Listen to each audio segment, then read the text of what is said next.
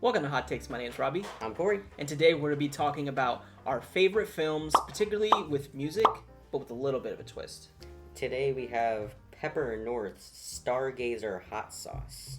Gazing in the stars of our favorite films. Sure. So this is going to be a little bit of a different kind of video for us. Since we're not talking about a new movie that came out, we won't be doing traditional style questions. We're going to be more just discussing these three films that we're going to be talking about. Exactly, and it's going to go in order, and Alexis on the side, which you can't see, is also going to talk about her favorite film as well. We're all going to get in on it. And we're just going to be doing the sauce as usual. Yeah, because content, This is what we do. Yeah. All right, Alexis, you know what to do. Ask Corey the first question. So, Corey, your favorite musical film was Amadeus. Why is this your favorite musical film? Well, it's not only my favorite musical film, this happens to just be my favorite film in general. And I've kind of thought about why, and I've never been able to place it up until maybe this last viewing. And I think it's just because I like things very grand, very over the top, very showy, I guess. I don't know, this movie is so overly scaled, and I hate the word epic, but it spans a very, long period of time in a very prominent figure of history's life. Mm-hmm. And it shows a different side of him that may not entirely be historically accurate. But it's also accurate enough to where you're not getting complete. It's not a farce. Yeah, I don't want a biography. I want an entertaining story about a flawed figure in history.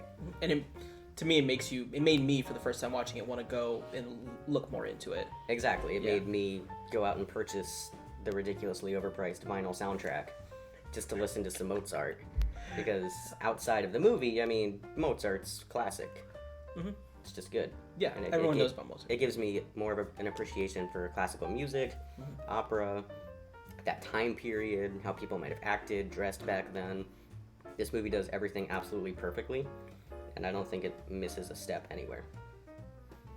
Very well said. Yeah. All right, so me. So, Robbie, your favorite musical film was 8 Mile. Why was that your favorite? Well, it's my favorite film with music in it. It was a close second with The School of Rock, but I picked it just because it's kind of what got me into hip-hop at like a young age. It also, like, when I showed this to my friends later on, it kind of helped them get into hip-hop at like that 13-year-old stage of life, and you know what I mean. And it just means something to me. Also, I can recite every part of this movie. I just love all of the battles and stuff. It almost feels like Rocky, how like in the end when they go do like the end battles, and I don't know. I just love it. It's what introduced me to hip hop, which I care deeply about, and yeah. It does have a very sports movie like structure. It does. Yeah. Very underdog kind of uphill battle. It's from the same writer as The Fighter and a couple of those type movies. I can't remember the guy's name right now. Here he is. Yeah, he makes good stuff. Yeah. No. But yeah, I love Eminem, love hip hop. She's going for it, folks. All right, so Alexis, why is Phantom of the Opera your favorite film? I really just love the music in it. I think it's just really well put together. I think, obviously it's got some flaws, but it's just it's complex, it's mystical, it's confusing, it's got everything that I think a really solid musical movie should have. And I think it ties itself together really well, and I just really enjoy it. Yeah. Awesome. There you go. So, Corey, when was the first time you saw Amadeus? I first saw this in middle school, 6th or 7th grade, I don't remember which, in music class, and I hated it because I was in 6th or 7th grade, and this is a 3-hour-long movie about Mozart. So naturally, I was predisposed to not liking it. Yeah, it's a slower film, so I can completely understand. I don't know when or why I revisited it, though. I think it might have just been when I started getting more into movies. I noticed it had a higher rating, and it just made me curious to maybe I missed something. Or maybe I just stumbled upon it and didn't even remember watching it the first time. And I don't know, but after that second viewing, it clicked with me, and it became my favorite in that moment, and hasn't left since. So So, Robbie, when was the first time you saw 8 Mile? First time I saw this, I want to say I was about 10 years old. Whew.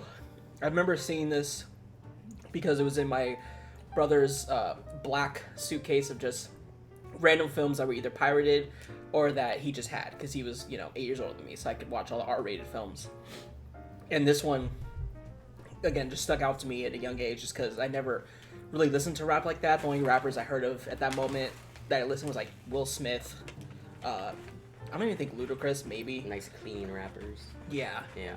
We didn't have any of that going on in the household. It was either Grease or Christian music or Christmas music.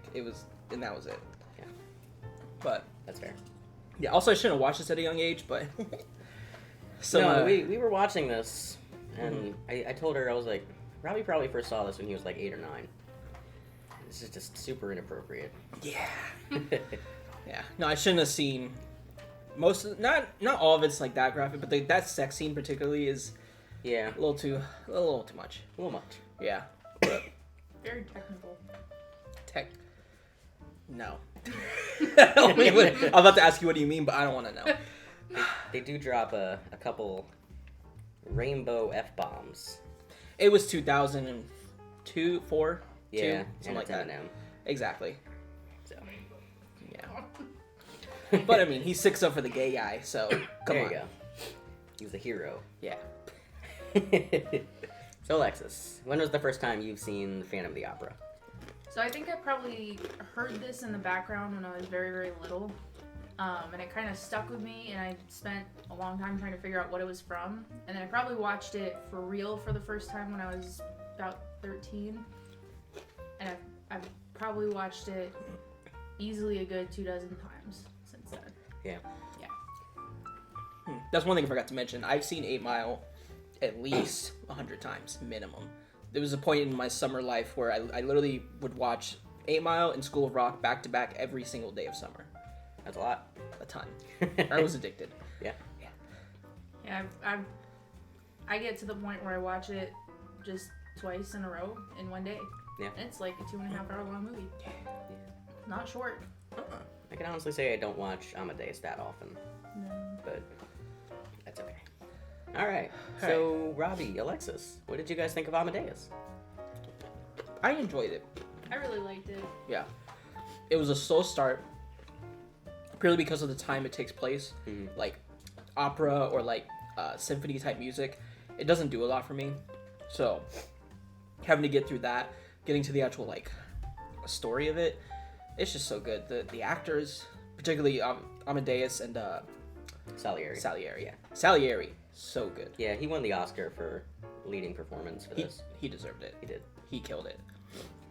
I think that's the big difference between me and Robbie. Like, our movies kind of fall on a spectrum there, because Robbie's has maybe less theatrical music and more of a storyline, Yeah. and mine is just theatrical music that builds a storyline. Mm-hmm. And I think Amadeus falls in the middle of that, where it's a good mix of the two. I think so. And Definitely. I think Phantom of the Opera and Amadeus are very similar. They are. And yours is probably a little more based in reality, a lot more based in reality, because Right. whatever. It's kind of based on historical figures. I mean, Phantom of the Opera is based on a book, which is very, very loosely based on a true story. Yeah. Mm-hmm. So, I guessed on that. All right. I also like how when I watch certain videos about it, how it seems more about it's Salieri's take on everything. It is. Yeah. And that's why it can get away with, certain inaccuracies on how they almost called him Beethoven. How Mozart acted, because he was kind of a buffoon. Right. No, it's definitely from his perspective. Mm-hmm. All right, I'm about to get all kind of weird fan theory onto here. Is this a spoiler by chance? Not really. I don't think so. Okay, go ahead then. I mean, this movie's from like 1982.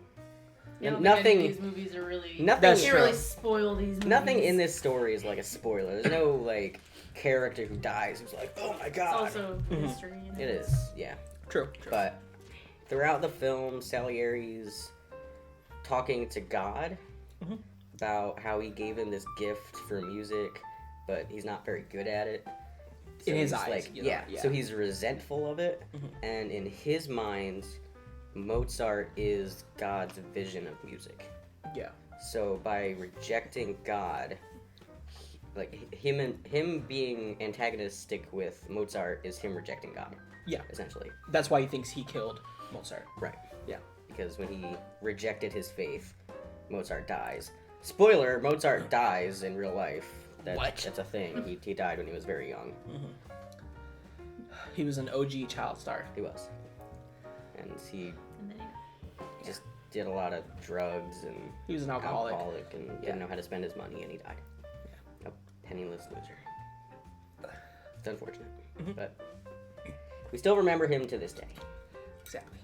All right. So Corey and Alexis, what did you think of 8 Mile? I liked it more than I thought I was going to. Yeah. I only recently started listening to any kind of hip-hop. So Eminem doesn't have like a place in my childhood or anything. Okay. And I think that might have a little bit to do with me not having seen this movie. Makes sense. Because how popular was he before this came out? He was reaching like kind of the pinnacle of his career. Okay. He had just already released Marshall Mathers LP, I want to say. Yeah. And then this came out, and I think the Eminem Show. So this definitely like put him over as like a superstar. Yeah, he was already kind of a superstar, Okay. but it kind of, yeah. Right. But I really enjoyed all the rap battles. Some of them were a little silly. A couple. Which one particularly? The one towards the end where he's talking to what's his name, Lickety? Is that his name? Oh, wait, you didn't like that battle with Lickety No, I Split? thought it was hilarious. It was just really silly. Yeah. They started making noises. Oh, yeah. Can't get with me, Lickety. Wait, Yeah, that part, yeah, yeah. they started doing all that. That was a little goofy. But everything else was very... It took itself very seriously. Yeah. And I appreciated that it didn't make it like a cartoon. Was this a biographical film, or was it It was semi-biographical. It's very loosely based on his actual upbringing. Like, Future is kind of like his best friend Proof, rest in peace. And they did have a shelter that they went to for rap battles and stuff like that. Okay. Yeah. Cool. And obviously his mom he hated his mom, so that's accurate. I really liked it. I can definitely see how it can be like a warm and fuzzy kind of movie if that's something that you've grown up with. I feel like it was very like we kind of talked about. It's kind of a sports movie. It was very underdog coming up and making his appearance, making himself known. But no, I really liked it. I think my biggest complaint was it, and it's not even really a complaint, just more of an observation, was it had a lot of really serious themes that it didn't take very seriously, and that was a good thing, and I think kind of a downfall at the same time. Like the whole thing with the burning of the building, it was like, there's obviously at least some element of disdain for the neighborhood and the status of I think it was their society. idea of like light commentary about living in Detroit. Right. That's how I took it, but yeah. You mean how they kind of threw in like the comedy character, Cheddar? Oh, but I love He's just- I love I know he's flawed, but Yeah, I love Cheddar Block. he's great. Yeah. He just kind of he shows up when he's maybe not the most needed. In No, certain he scenes. ruins everything, but It's he like- also helps everything. Right, which Yeah. really just elevates his character, I suppose. Cause like, Yeah. man, shut up, I'm trying to have a moment here. I think that's the whole point of a comic relief. It is. to kind of take your mind away. Yeah. I will say the one flaw that I have in this movie, because it's not perfect, is sometimes Eminem doesn't know how to express anything other than anger. There are certain Yeah, scenes, particularly absolutely. that scene where they jump the crew, Yeah. where his face is so wooden for some reason. But when he's like angry and getting into it, he's believable. But Yeah. sometimes he's just too. I did notice Straight that face. in at least one of the scenes when he was talking to the girl. She was Yeah. talking to him, he was kind of just like, I think he was trying to be more timid, "You good?" but it came off wooden. Yeah. Yeah. He does anger very well, though.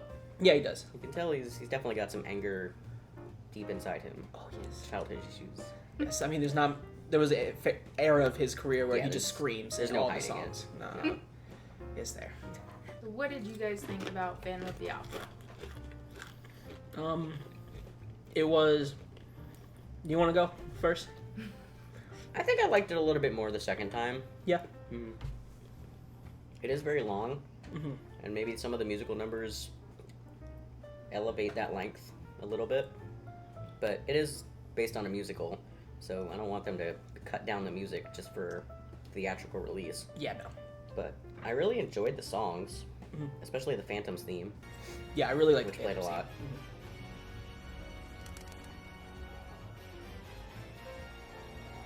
I do have one question though. Why was the guy from the beginning in the wheelchair? Why did he get the music box? Because he had never seen it. Because she had described it to him. Well, she described the little play Well, it's monkey supposed guy. to be after, like, post movie. Okay. Okay. Maybe that's something they could have put in. Because Maybe. that was something when she had first woke up after the whole boat scene where they were running around screeching with the candle arms. Mhm. That was like the first thing she noticed when she woke up in his lair. Okay, so Okay. she described it to him. Yeah. Okay. All right. Well, that makes sense. Then. And that's why he says, every detail exactly as she said. And So for me, I'm kind of mixed on it. I appreciate the music a lot, and I could certain times when they're doing certain shots, I'm like, man, this would probably be way more impactful if it was like actual theater. Because I just wasn't a fan of certain like just the way they use the camera a lot of times. Yeah, oversaturation. I can agree with that. Yeah, and it's already just not my kind of music. I like musicals, but the type of, like I said, like opera, it just doesn't. My brain doesn't like it that much. But I still appreciate it. I still think it's good music-wise. I think that's why I liked the music so much. Is because again, I like things very kind of large and grandiose, and when you throw music in that aspect, it makes things just dig deeper a little bit. Yeah. Just makes me feel a little bit more. But all of the problems that I have with this are probably Joel Schumacher's fault. Yeah, I agree. this is the only problem with this. The man has some very questionable taste in shots, especially when he's looking up at the Phantom when he's up in the Raptor, and all you see is the chandelier. He loves his Dutch angles. Yeah. It's just a little silly, but I feel like all the material he was working with was very well done. Yeah, of course. Like, it's a classic stage show. Right. Well, Phantom of the Opera is the longest running Broadway show in history. I thought it was Cats. Another Andrew Lloyd Webber classic. Yeah, no. I personally, and this is just my opinion, I think Phantom of the Opera as a play is a masterpiece. And that might be maybe one of the only plays, musicals, film, whatever, that I've firmly believed that this story is a masterpiece. Because it's got just every element of any good story is in it. It's got mystery, romance, action, but it does it all so well, and it combines it together so impactfully with music that I think it's just wonderful. Yeah. That's fair. Well said. Thank you. No. All right, so to end it off, Corey, what were your favorite scenes in your film? I said I was going to limit it to 2. I'm going to go with 3. So, first one is the Don Giovanni play. Because it really shows a lot about Salieri's character. How he's so bitter that he will go to this dumpy little joke opera house just to watch his shows and still trash them. Yeah. And I think that's great. The other is when Mozart, his dad, and his wife are fighting in the house, and then he goes off on his own and just starts writing, because it shows that even though he's like really immature, kind of a child, he still takes his music very seriously. Yeah. And that is where he puts all of his mind to, All of especially his when mind. he's stressed. And the last one is on his deathbed when he is writing the final music piece, That was a great scene. because Yeah. it's just the best song in the movie, really. And I love the way it's shot and presented. Yeah. It's great. So, Robbie, what were your favorite moments in this movie? The obvious one is the final rap battle. It's just a very impactful and like, it's like the end of Rocky essentially. Like, it's what I imagine people. What I felt is what I imagine people felt like in the theaters when that movie first came out. I know my dad tells me stories about how like people are just like, "Wah," like in the crowds going nuts. Yeah. And I was internally losing my mind. I also really love just all of the little rap things, like when they're doing the Sweet Home Alabama, rapping to each other, because that just gives me flashbacks of like my little group of friends we used to freestyle together, and just, like I said, this movie is just very personal to me. All those little scenes really, yeah. Also, when Eminem gets jumped, I kind of like how he's just taking it. Yeah. Yeah, because this whole movie he's just beating everybody up, not really getting that hurt, and then at the end he just has to endure beating. Just has to take it, yeah. Yeah. Just get his booty kicked. Yeah. And then he comes out and he's like, nah, I'm a man now. Now he's a man. Yeah. Trial by fire. All right, Alexis, what were your favorite moments in Phantom of the Opera? Well, my absolute favorite scene is the rooftop scene, just because I feel like that's maybe the first really passionate scene, where it's very, like it kind of.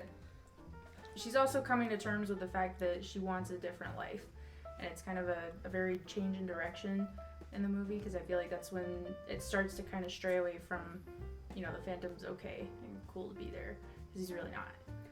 Yeah. And then I think the masquerade, that whole scene is just so impressive because it's just remit with foreshadowing. I mean, the whole thing is dripping with it. It's like, the whole build up to that scene is, look, there's been 3 months of peace. We haven't seen anything from him. It's great. He's gone. We don't have to worry about it. And obviously that's not the case. And it's just, no one thought that was the case, but it was the immature kind of, everything's going to be okay. And then obviously the final scene where they're down in the dungeon and he's like trying to kill him, and it's just a battle of, everything comes to a head and she has to make this big decision. And you get to see the characters kind of mold and shape in ways that they didn't really do before. All right. Interesting. Well, Robbie, these are our favorite musical films. Yeah. Is this your favorite sauce? No. No, I don't think so. It's good, though. It is good. It has a very, smoky, bourbon-y type taste to it. Mm-hmm. That's nice. I got a little bit of sweetness in there. Yes. I think it's the Scotch bonnet peppers. The Scotch bonnet. It gives it a 9 out of 10 on the bottle. Yeah. I said bourbon, but I think I meant Scotch. Scotch, bourbon, they're all brown liquors. Same thing. Yeah. Maybe not, but They don't need to know that. it's pretty hot though. It is. It builds. Also, there will be a link down below for As this always. sauce. It's good stuff. This is one of the more tastier It is very of tasty. the bunch. Tasty, but still really hot. Yeah. Which I like.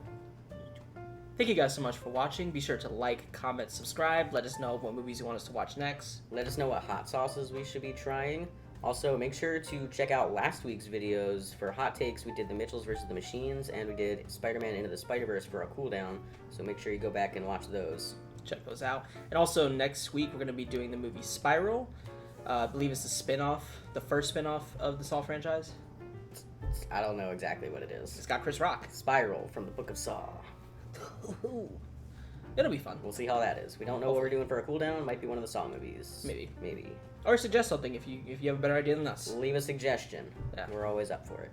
Yeah. And that's it. We're not really going to be doing a funny outro, so No. we'll see you next week. Turn around with a big smile and walk my hernia back across 8 Mile.